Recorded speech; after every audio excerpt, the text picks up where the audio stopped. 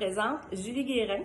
Je suis auxiliaire santé et services sociaux pour les CLSC pour les soins à domicile.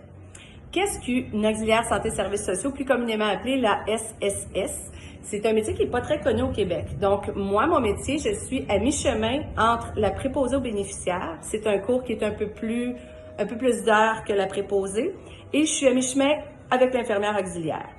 Donc, moi, mon métier consiste à la base en soins d'hygiène, en soins corporels, et j'ai aussi des actes délégués, la loi 90 qu'on appelle des infirmières. Donc, en soins d'hygiène, ce qu'on peut faire à domicile, c'est vraiment les toilettes complètes, des toilettes partielles. Il y a des changements de culottes qu'on peut faire. Ça passe aussi par la coupe des ongles, les mains, les pieds, on lave les cheveux, on met des crèmes prescrites, qui est une loi 90 des infirmières. Dans les actes d'infirmière, on a beaucoup de médications. Les gens qui font de la démence ou de l'Alzheimer, qui sont encore à domicile, qui des fois oubliaient leur médication. Donc nous, on passe à tous les matins, même des fois 2 fois par jour, le matin et le soir, pour être sûr que la médication, elle est prise au bon moment et la bonne dose. Dans les actes délégués de la loi 90 des infirmières, on a aussi ce qui comporte toute l'insuline, la glycémie, donc la prise de glycémie qui est très importante, que les gens variaient un petit peu trop, donc où il y avait de la misère à se l'administrer eux-mêmes. Donc nous, on va pour valider, pour vérifier que tout soit beau et on fait l'administration aussi de l'insuline. On a les bossipars aussi qu'on va à domicile. Qu'est-ce qu'on a d'autre dans la loi 90? Quelquefois, il peut y avoir la pression à prendre. On peut avoir certains pansements à mettre, certaines crèmes topiques, certaines gouttes. Ceux qui se font opérer aussi pour les cataractes, pour les gouttes pour les yeux. Dans les actes délégués, ça englobe beaucoup ça.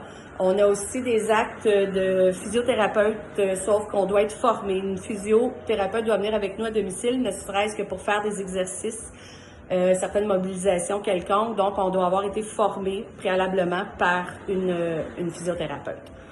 Qu'est-ce qu'on a d'autre? Dans le fond, la base, les soins d'hygiène, c'est vraiment, ça fait partie, c'est notre gros dans le fond de notre travail, c'est ça. Donc, on peut donner environ 7, 8, 10 bains par jour. Du changement de culotte au bain complet, à la douche, au lit pour les gens qui ne sont pas capables de se mobiliser. On a beaucoup de transferts à faire aussi avec des toiles, des easy track, des leviers sur rail, des leviers debout. On a plein de choses comme ça. Des fois, c'est juste d'aller faire déjeuner les gens, d'aller faire manger les gens sur l'heure du midi. Des repas qui sont préparés, qu'on va juste les aider à manger, comme ceux qui ont le Parkinson, qui sont incapables de s'alimenter à cause des mouvements indésirables qu'ils ont. C'est vraiment très, très variable. On a les soins palliatifs aussi. On a certaines auxiliaires en santé et services sociaux qui sont spécialisées en soins palliatifs. Soins palliatifs, c'est aussi les soins d'hygiène, médication, et on parle aussi beaucoup de répit. Répit, c'est pour donner un temps de pause à l'aidant naturel. Donc, on peut passer 3 heures là, on va essayer de jumeler une toilette complète, partielle au lit ou à la douche, peu importe, selon les besoins, dans le fond, du client.